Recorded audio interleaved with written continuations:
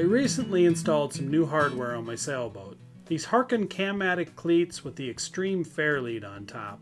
The thing I really like about the fair lead on top is that it allows you to pull the line in any direction under load. It works perfect for where I want to mount these cleats on the boat. Quite often, hardware like this is just installed by drilling the correct size holes for the fasteners, applying sealant, and snugging them down. But if your boat's built with a core deck, layers of fiberglass on the inside and outside, with a core in the middle, such as end grain balsa, there's a few precautions you'll want to take when mounting hardware like this. As always, anything built with end grain balsa is susceptible to rot if moisture finds its way to the core. Since our boat has a core deck, we're going to install these cleats a little bit differently. A guaranteed waterproof method of mounting hardware is to drill the holes oversized first. Then fill the holes full of epoxy to saturate that balsa core. Once that's done, you simply re-drill the mounting holes to the correct size and mount the hardware. This approach accomplishes two things. It protects that core from rotting in case the fasteners leak. The epoxy also acts as a compression sleeve, so if you accidentally over-tighten the fasteners, you won't crush the deck. To get started, locate the hardware. I like to use masking tape to align things and to stick things down temporarily to make sure that hardware is in the right spot. Once the hardware is in the right spot, go on ahead and drill the holes to the same size as the fasteners.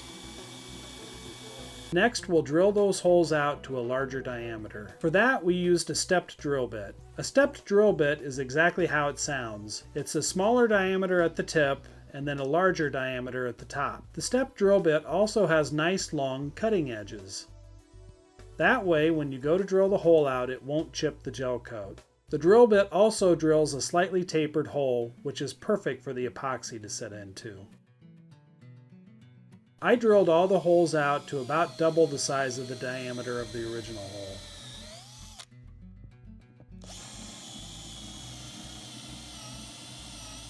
Once you have all the holes drilled, it's time to fill them with epoxy. We used a 2-part epoxy from West Systems.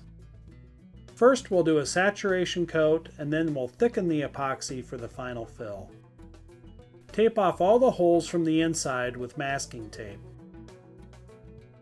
Then mix up your epoxy.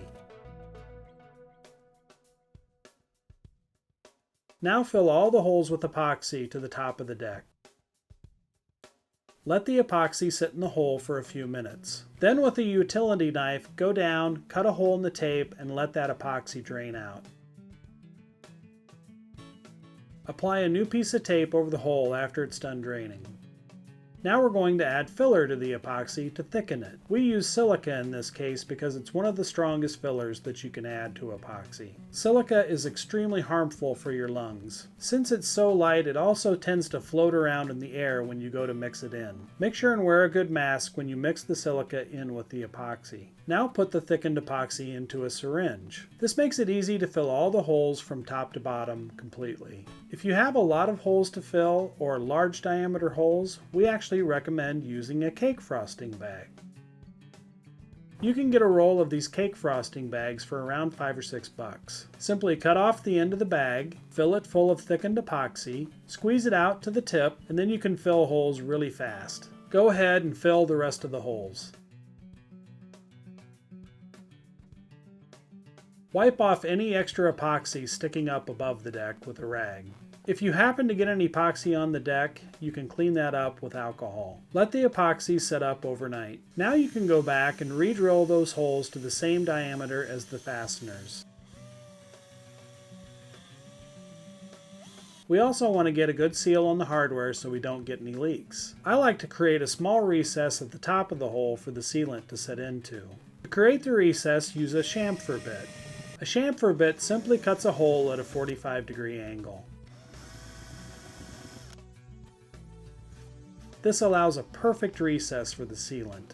In this video, we show applying the sealant to the hole itself. A better way to do this is to apply the sealant to the bottom of the cleat. This approach is less messy and actually provides a better seal. Install the hardware and snug it down good, but don't over-tighten it. Although this method of mounting hardware takes a little bit longer, it provides a great seal and it also provides protection to that deck core in case you have a leak later on down the road. See you back on the water.